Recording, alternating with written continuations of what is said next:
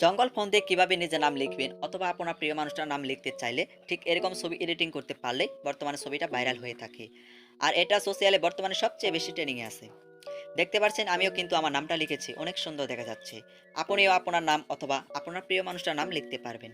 আমরা 90% লোকই জানি না যে এই ফোন কই থেকে ডাউনলোড করতে হয় আর কিভাবে এটা ব্যবহার করতে হয় তা আমরা জানি না।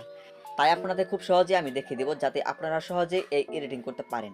তাহলে চলেন আমরা মূল আসল কাজে চলে যাই।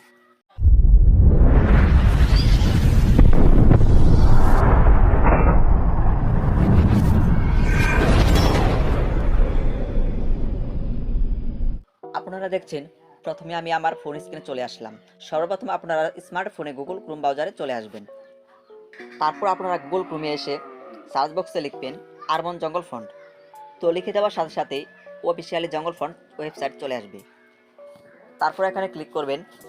তো ক্লিক করার সাথে সাথে দেখতে পারবেন উপরের ডান দিকে ডাউনলোড অপশন রয়েছে। তারপর এখানে আপনারা ডাউনলোড করে নেবেন আরমন জঙ্গল ফন্ট। এরপর আপনারা জঙ্গল ফোনে পিকচার নিতে চাইলে গুগলে সার্চ বক্সে লিখবেন জঙ্গল পিক। তো লিখে দেওয়ার সাথে সাথেই ইমেজে ক্লিক করলে অনেকগুলো জঙ্গল পিকচার চলে আসবে। তো এখান থেকে আপনার পছন্দের মতো কোনো পিক গ্যালারিতে নিতে চাইলে, যেমন ধরেন আমি এই পিকচারটি গ্যালারিতে নিব। তো এখানে ছবির মাঝে ট্যাব দিয়ে ধরবেন।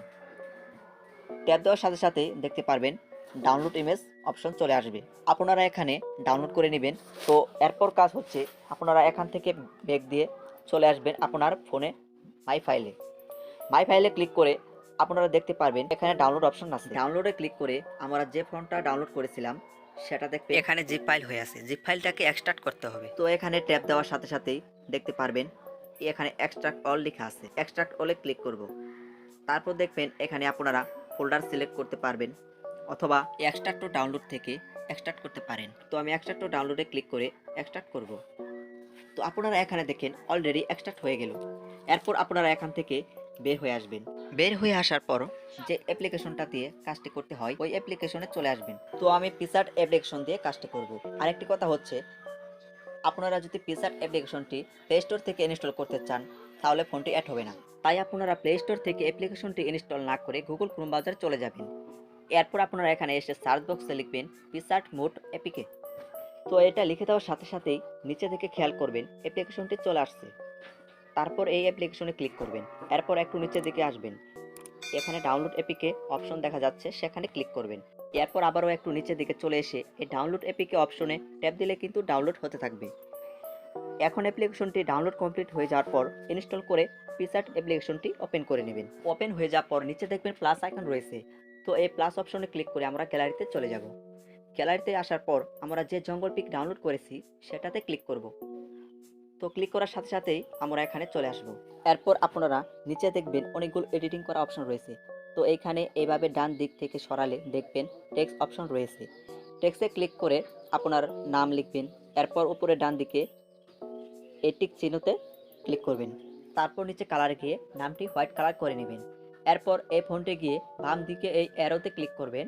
এরপর আমরা যে জঙ্গল ফন্টটি ডাউনলোড করেছি সেটা অ্যাড করার জন্য মাই ফন্টে গিয়ে অ্যাড ফন্টে ক্লিক করবেন। তো ক্লিক করার পর আমাদের মাই ফাইলে নিয়ে যাবে। এখানে উপরে এই থ্রি ডট আইকনে গিয়ে ডাউনলোড অপশনে এসে এখানে দেখবেন আরমন জঙ্গল ফন্টটি রয়েছে। তো এখানে টাচ করে ভিতরে এসে এই আরমন জঙ্গলে ক্লিক করলেই ফন্টটি অ্যাড হয়ে যাবে। এরপরে ফন্টে টাচ করলে আপনারা দেখবেন খুব সহজে নামটি এডিটিং হয়ে গেল। দেখতে পাচ্ছেন অনেক সুন্দর দেখা যাচ্ছে। যদি আপনি নামটি উপরে বা নিচে সরাতে চান তাহলে এখানে ট্যাব দিয়ে ধরে আপনি যে কোনো জায়গায় নিতে পারবেন। এরপর কাজটি সম্পূর্ণ করার পর এখানে টিক দিয়ে এই ডাউনলোড আকার অপশনে ক্লিক করলেই নামটি আপনার গ্যালারিতে সেভ হয়ে যাবে। তো এই ছিল গাইজ ভিডিওটি যদি ভালো লাগে সবাই ভিডিওতে একটি করে লাইক করে দিবে। আর ভিডিও মাঝে আপনাদের কারো বুঝতে সমস্যা হয়ে থাকলে কমেন্ট করে জানিয়ে দিবেন আপনাদের মতামত। আর এখনো যারা যারা আমার চ্যানেলটিকে সাবস্ক্রাইব করেনি প্লিজ চ্যানেলটিকে সাবস্ক্রাইব করে পাশে থাকুন। ধন্যবাদ সবাইকে।